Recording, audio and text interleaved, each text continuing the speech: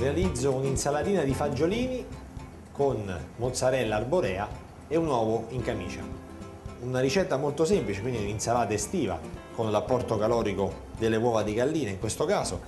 Il primo passaggio è realizzare l'uovo in camicia, quindi il classico uovo poché.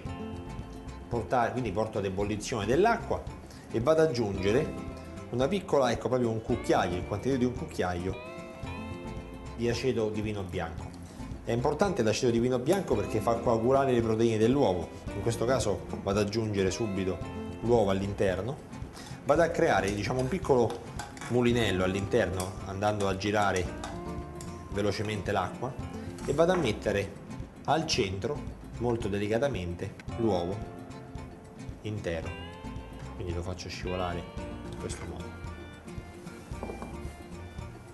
Nel frattempo ho preparato in precedenza dei fagiolini, sono stati bolliti semplicemente in acqua, succo di limone per preservare la clorofilla e una volta cotti, quindi 5-6 minuti, sono stati raffreddati in acqua fredda e ghiaccio, quindi per bloccare la cottura e tenerli croccanti, molto importante, e preservare anche il colore originale, quindi dei fagiolini, questo verde intenso. Li vado ad aprire nel senso della lunghezza, vado ad aggiungere dei pomodorini ciliegino tagliati, ecco, a piccoli spicchi. Ecco, il condimento è importante magari metterlo alla fine per preservare, per non andare a cuocere, a macerare il tutto.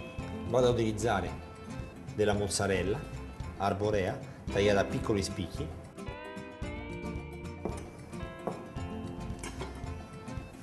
Quindi vado ad alternare il tutto. Un piatto molto semplice, veloce, di facile preparazione. Vado ad ottenere la scorza di limone, quindi evitando di prendere la parte bianca che, diciamo, è molto acida al palato. Vado a fare una fine julienne. Ecco qui. Ecco, vado a ultimare con l'uovo poché, ecco, messo alla fine proprio all'interno dell'insalata.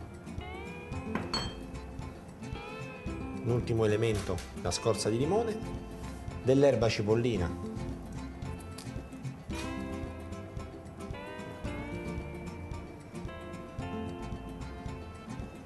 un po' di sale, magari un fior di sel, un sale a scaglie, quindi in modo da dare un effetto croccante al palato, e un filo d'olio extravergine di oliva. E il piatto è pronto.